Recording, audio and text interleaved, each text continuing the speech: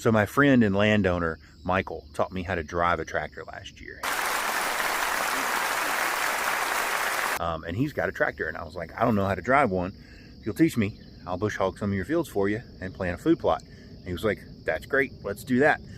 I haven't been on a tractor in over a year, so hopefully today I can remember how to do what he taught me to do last year.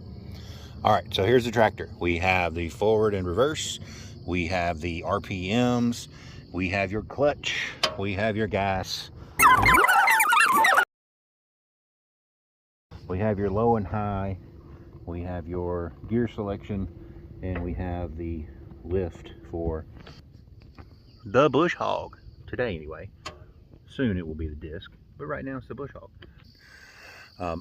I am going to bush hog this food plot that I'm standing in. You can see there are plenty of weeds in it, but what's also really good is all that clover that's in here. There's clover everywhere in here. There's tons of weeds, so we're gonna bush hog these weeds down.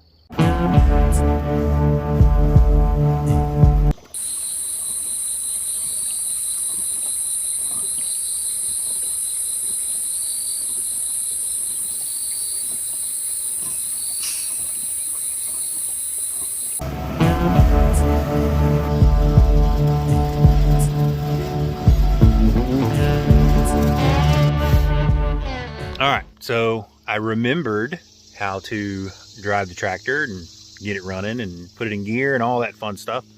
And I just cut that acre because I'm gonna plant that in brassica. This is the spot where the very first year I was hunting here, I missed the big 9-point. Walked out, came through here, and I had a ground blind at that tree, and I shot and missed him right here. I think I actually still have a broadhead in that tree. I plan on having it in soybeans next year, but it's a little too late to get soybeans in the ground because we're about to hit 100 degrees regular temperature for a couple weeks, and they just won't grow. So from everything that I read, so I'm going to go with brassicas just so I can keep brassicas on the deer palate here. I'm not going to put brassicas in the clover this year. That may be something we look at next year. This year I think I'm just going to broadcast wheat and oats on top of it because that clover looks really good.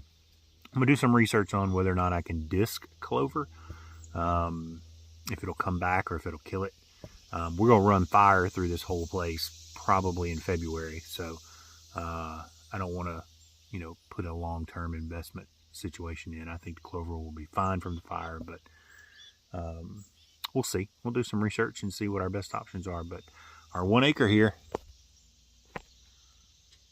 first cut.